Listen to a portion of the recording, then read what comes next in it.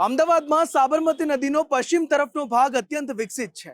એમાંય સોલા, બોડકદેવ, ગોતા સહિતના વિસ્તારમાં જો ઘર લેવું હોય તો એક શ્રમજીવી પરિવાર અને ગરીબ પરિવાર માટે સ્વપ્ન સમાન બની ગયું છે। આ સ્થિતિનો લાભ ઉઠાવીને એક ગઠિયાએ 30 થી વધુ લોકો પાસેથી 21 લાખ રૂપિયા સેરવી લીધા। શું છે આ મામલો? અમે આપને બતાવીશું ધ ક્રાઇમ સ્ટોરીના આ ખાસ અહેવાલમાં।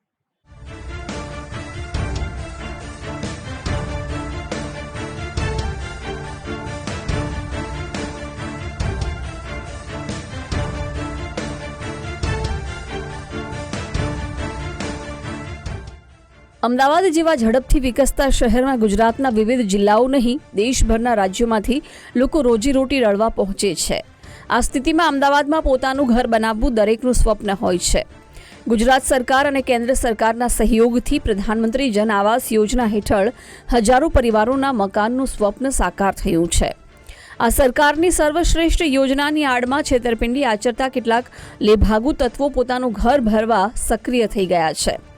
અમદાવાદના બોડકદેવ વિસ્તારના અનેક રહીશો સાથે દૂતારા અંકિત પટેલે સરકારી મકાન અપાવવાના બહાને છેતરપિંડી આચરી। આ ઠગ અંકિત પટેલ અમદાવાદ મ્યુનિસિપલ કોર્પોરેશનમાં મોટો અધિકારી હોવાનો દાવો કરતો। તેણે મોટાભાગના લોકોને એએમસી ઓફિસમાં નીચે બોલાવીને પ્રધાનમંત્રી આવાસ યોજનાના મકાન અપાવવાની લાલચ આપી। ઠગ અંકિત પટેલની વાતોમાં આવી ગયેલા લોકો પાસે 50,000 રૂપિયાથી લઈને 1 લાખ રૂપિયા સુધીની રકમ ઓનલાઈન રોકડમાં પડાવી લીધી। આ મકાન વાંચુકોને અંકિત પટેલ પોતાની બેંકમાં ઓળખાણ હોવાથી લોન પાસ કરાવી દેવાની પણ બાહેંધરી આપતો હતો। આ ઉપરાંત મહિલાના નામે મકાન ખરીદે તો સબસિડી અપાવવાની પણ લાલચ આપતો। આ રીતે અંકિત પટેલે 30 થી વધુ ગરીબ અને મધ્યમ વર્ગના લોકો પાસેથી 21 લાખથી વધુ રૂપિયાની છેતરપિંડી આચરી। અંકિત પટેલને રૂપિયા આપનારા મોટાભાગના લોકોએ પત્નીના ઘરેણાં વેચીને કે વ્યાજે લાવીને રકમ આપી હતી।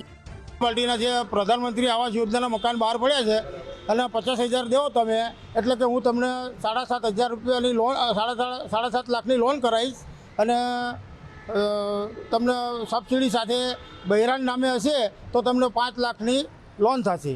અમને એમ કહેતો હતો કે હું મ્યુનિસિપાલિટી કોઠામાં અધિકારી છું, ત્યાં બેસું છું, તમે કોઈ ચિંતા ના કરશો, તમારા મકાન તમને મળી જશે। એટલે પછી અમને તો એમ વિશ્વાસ બેસી ગયો એના પર કે ચલો ભાઈ અમે તો ગરીબ માણસ છીએ, અમારે કોઈ હાલ અમે ભાડાના મકાનમાં રહીએ છીએ એટલે અમને એમ વિશ્વાસ થઈ ગયો કે ચલો ભાઈ અમને મકાન તો મળશે। મેં મારા બૈરાનું મેં વસ્તુ ગીરવે મૂકી દીધું અને 10% ભાવે મેં 50,000 કેશ આલ્યા, 50,000 રોકડા આલ્યા, ઓનલાઈન કર્યા।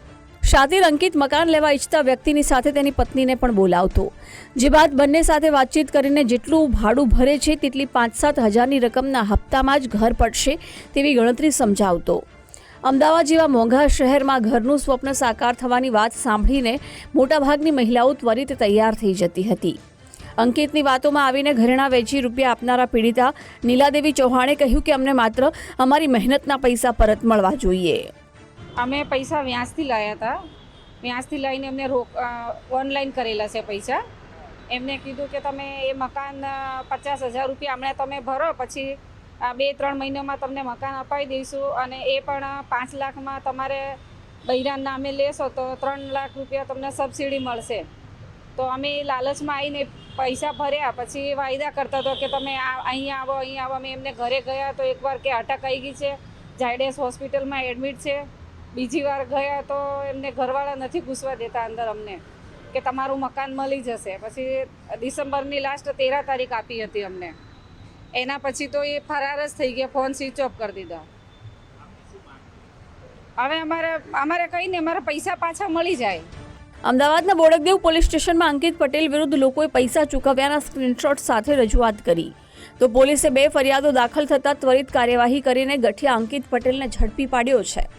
આ ગરીબ અને મધ્યમ વર્ગના લોકો પાસેથી પૈસા પડાવીને અંકિત અનેક મહિનાઓથી તેમને ધરમ ધક્કા ખવડાવતો હતો। બોડકદેવ પોલીસે ઠગ અંકિત પટેલની જાળમાં આવીને રૂપિયા ગુમાવનારા અન્ય લોકોને પણ ફરિયાદ માટે આગળ આવવાની અપીલ કરી છે।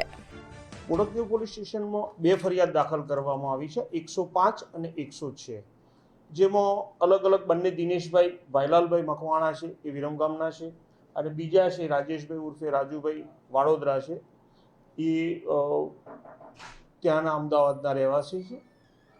એમાં એવી છે કે આ જે આરોપી છે અંકિત ઈશ્વરભાઈ પટેલ આમ રહે છે અહીંયા અમદાવાદ સાયન્સ સિટી રોડ ઉપર. એનું મૂળ વતન છે તાતોસણ, વિજાપુર તાલુકાનો. એણે એવું આ જે લાભાર્થી મતલબ લેવાવાળા મકાનો હતા પબ્લિકવાળા, એમને એવું જણાવ્યું કે ભાઈ કોર્પોરેશનમાં મારી ઓળખાણ છે અને ઓડાના જે મકાનો મુખ્યમંત્રી આવાસના જે મકાનો બને છે એમાં હું તમને મકાનો અપાવી શકીશ એમ કરી અને પબ્લિક પાસેથી કે જે લેવા માગતા હતા એ લોકો પાસેથી અલગ અલગ રકમ ઉઘરાવી લીધી છે. બંને ફરિયાદમાં થઈને 21 લાખ રૂપિયા જેટલી માતબર રકમ થાય છે અને એમાં જે સાહેદો છે એ 29 સાહેદો, ફરિયાદી સિવાય 29 બીજા માણસો, એટલે કુલ 31 માણસોએ આ બાબતે ફરિયાદ કરી છે. અંકિત પટેલે ચાલાકીપૂર્વક જાળ બિછાવીને 31 લોકોને અત્યાર સુધીમાં ફસાવ્યા હોવાનું પોલીસ તપાસમાં ખુલ્યું છે. જો કે આગામી દિવસોમાં ભોગ બનનારા વધુ લોકો પોલીસ સ્ટેશનમાં પહોંચીને ફરિયાદ નોંધાવે તેવી શક્યતા છે. બોડકદેવ પોલીસે અંકિત પટેલની સાથે કૌભાંડમાં અન્ય કોઈ સંડોવાયેલું છે કે કેમ તે અંગે વધુ તપાસ હાથ ધરી છે. બોડકદેવ પોલીસે સામાન્ય લોકોને આવા ધૂતારાઓની જાળથી દૂર રહેવાની અપીલ કરી. અર્પિત દરજી, ગુજરાત ફર્સ્ટ, અમદાવાદ.